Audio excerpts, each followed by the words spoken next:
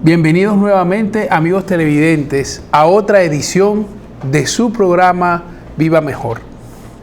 Hoy en la sección de Área Salud les voy a dar una noticia muy importante de la memoria.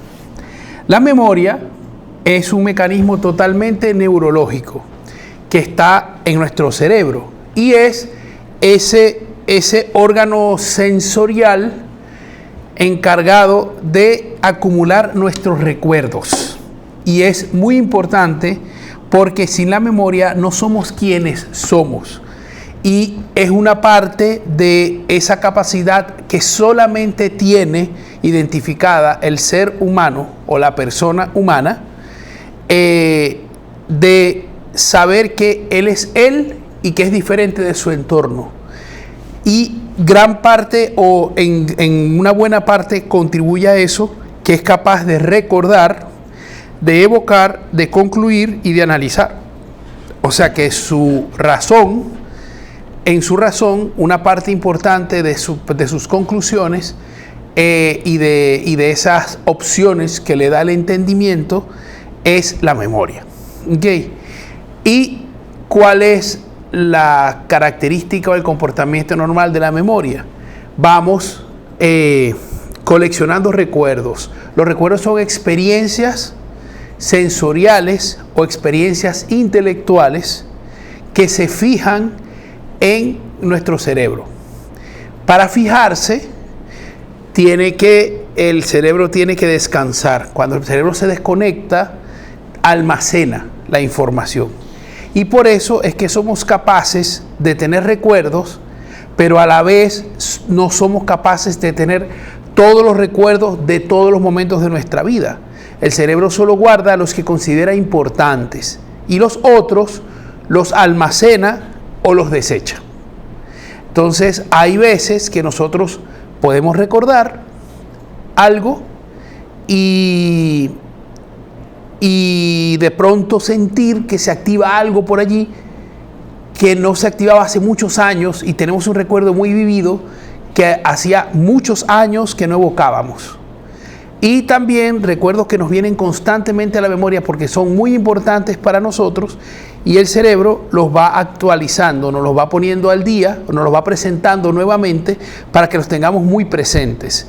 Y cuando vamos a tomar decisiones, muchas veces sentimos nos llegan recuerdos de situaciones anteriores en las que hemos estado y también esas sensaciones de que hay algo en la memoria que nos dice como que esto sí o esto no.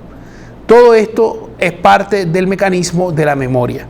Y también es parte de cuando uno comienza a envejecer, el olvidar cosas. Uno puede olvidar cosas principalmente por dos razones. Porque no las fijó en el cerebro por falta de concentración. O sea, estamos haciendo muchas cosas, ¿verdad? Y el cerebro no fijó lo que nosotros queríamos grabar. También por falta de sueño, al no llegar al momento REM del sueño en los ciclos que corresponde, a nuestro cerebro no le da chance de grabar, no tiene momentos de grabar esos recuerdos y son olvidados o almacenados en sitios donde no los podemos evocar rápidamente. Y también cuando uno envejece comienza como a bloquear recuerdos próximos y más bien van quedando los recuerdos remotos. Esto siempre se ha trabajado como una especie de enfermedad, ¿no?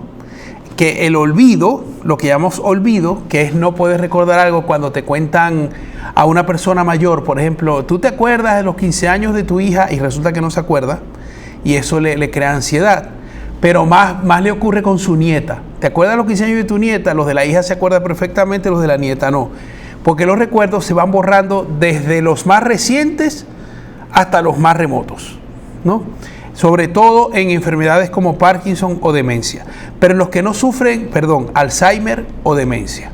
Pero los que no sufren estas enfermedades o las tienen de forma incipiente, también naturalmente tendemos a olvidar. Y resulta que el olvido es un mecanismo esencial de la memoria y no es un fallo.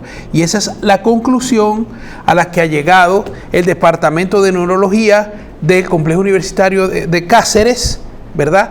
Y específicamente una investigación dirigida por el doctor Ignacio Casado. Ha subrayado que el olvido es un mecanismo esencial y un proceso complementario de la memoria. Y han explicado en este trabajo que el olvidar permite priorizar información relevante y adaptarse a un mundo cambiante, ¿verdad? Dice entonces que el olvido es una característica de la memoria, no un fallo.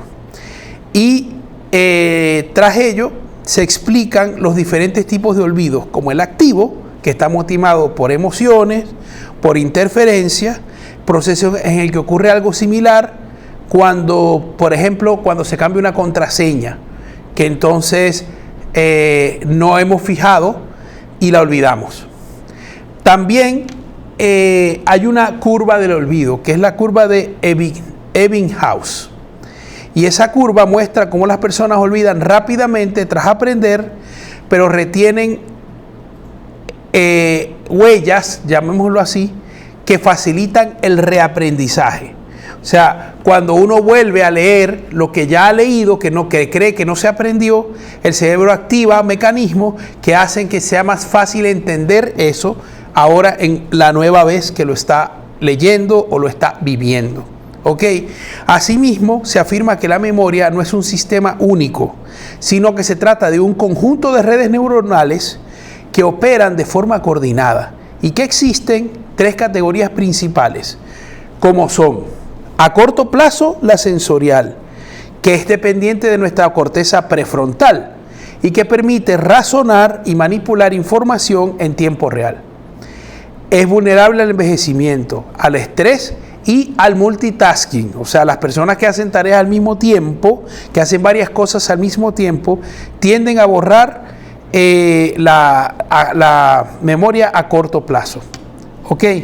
Entonces, mientras que la memoria episódica sitúa a la persona en el tiempo y el espacio y se ve, es una memoria que no se pierde a menos que se vea afectada por enfermedades degenerativas. Es decir, el recuerdo de quién soy yo, dónde estoy, qué fecha es, y los datos más importantes de mi persona no se borran nunca, están en la memoria episódica, que es la que nos sitúa en el tiempo y en el espacio, dónde estamos, quiénes somos y en qué momento de la historia nos encontramos, sin necesidad de recordar en el momento que se aprendieron.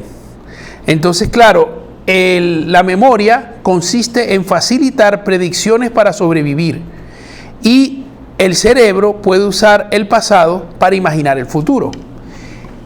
Es la gran función de la memoria. Entonces, claro, ¿qué hizo él? Él hizo resonancias funcionales, que es un tipo de estudios que se hace para medir la actividad del cerebro. Y muestran que recordar e imaginar activan las mismas áreas cerebrales, una capacidad que, unida al lenguaje y a la narrativa, ha sido clave para la supervivencia humana. La memoria es la base de nuestra capacidad para razonar, imaginar y crear, mientras que el olvido es su aliado indispensable. ¿Por qué? Porque el olvido evita que la memoria se sobresature. ¿Ok?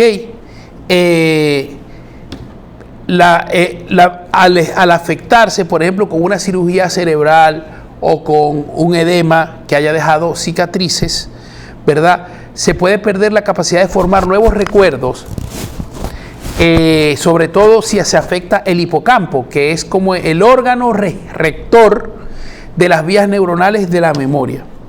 Y demostrar que el hipocampo es el órgano central que codifica la memoria, ¿verdad?, es indispensable, aunque los recuerdos no se almacenan en el hipocampo, se almacenan en la corteza cerebral. Entonces, ¿qué hace el olvido?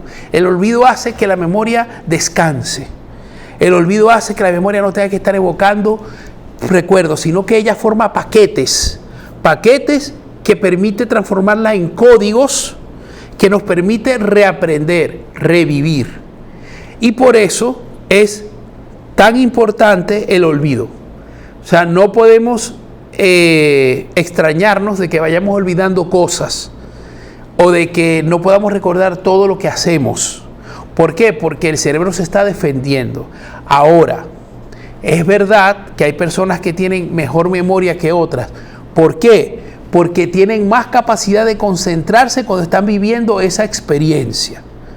Si uno, por ejemplo, está viendo una película y al mismo tiempo está chateando por el celular, muy posiblemente una persona que está prestando atención completamente a la película sin tener el celular al lado, va a grabarse muchas más escenas de la película, va a analizar mejor la película y va a interpretar mejor la película que la persona que lo está haciendo así.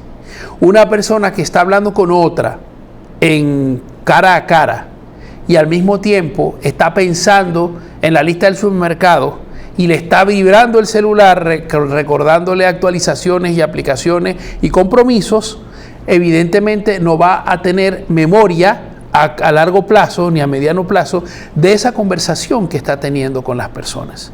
¿Por qué? Porque el cerebro capta que esa conversación para esta persona no es importante, aunque lo sea, y va a olvidarla para no sobresaturarse. Entonces el olvido es algo natural, es un mecanismo de defensa del cerebro, y si queremos recordar mejor, tenemos que ejercitar la memoria con cosas que la ejercite, tratarse de aprender listas, tratar de hacer sumas, restas, multiplicaciones y divisiones manuales, jugar ajedrez, hacer crucigramas, sopas de letras. Todas estas cosas hacen que el sistema de hipocampo reticular aumente la capacidad de integrar recuerdos y de evocar recuerdos que después nos pueden servir para predecir movimientos futuros, y son muy importantes recordarnos de las experiencias pasadas. Qué feo es cuando uno vive algo y dice, ya esto a mí me había pasado y me volvió a pasar, y por no recordarlo no pude evitarlo, ¿no? Si nosotros vivimos nuestra vida intensamente, que no es hacer muchas cosas, todo lo contrario, es hacer pocas cosas pero hacerlas bien, vamos a tener una memoria mucho más preparada para evocar recuerdos que nos ayuden a predecir y nos ayuden a decidir situaciones en nuestro futuro próximo. Espero que esta información les haya servido de mucho. Sepan que es bueno olvidar, o sea, es bueno, las cosas que olvida el cerebro es por nuestro bien. Y si olvidamos cosas importantes es porque no hemos prestado la suficiente atención a ellas. Entonces vamos a ejercitar el cerebro si necesitamos recordar más, pero también vamos a vivir con normalidad, que se nos vayan olvidando cosas, porque es un mecanismo de defensa de nuestro organismo. Espero que esto les haya gustado y se queden con nosotros, porque después de estos comerciales venimos con más de su programa Viva Mejor para todos ustedes.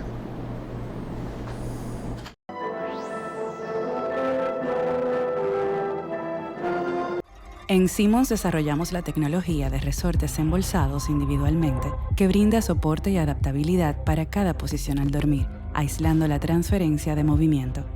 Quienes buscan lo mejor, eligen Beauty Rest. Colchones Simmons. Soñamos contigo. Buenas, el doctor Juan Valle Logroño. Un gusto en saludarles. Soy miembro del equipo especializado de cirugía de cataratas y refractiva de la clínica CCRP por Laser Center. A mí me gustaría hablarles acerca del tema de la cirugía refractiva moderna. Hoy día tenemos todas las opciones para la corrección visual para aquellos que usan gafas o usan lentes de contactos y quieren eliminarlos o reducir su uso. Hoy día existen varias tecnologías en láser, tales como el PRK, el LASIK, el FemtoLASIK y el SMILE, para corregirla de manera mínimamente invasiva la córnea y moldearla de tal manera que se elimine la miopía, el astigmatismo y otros defectos refractivos. En caso de que uno no califique por tener una receta muy alta o una córnea muy fina, entonces se pueden colocar los implantes especiales que llamamos ICL o lente de contacto implantable.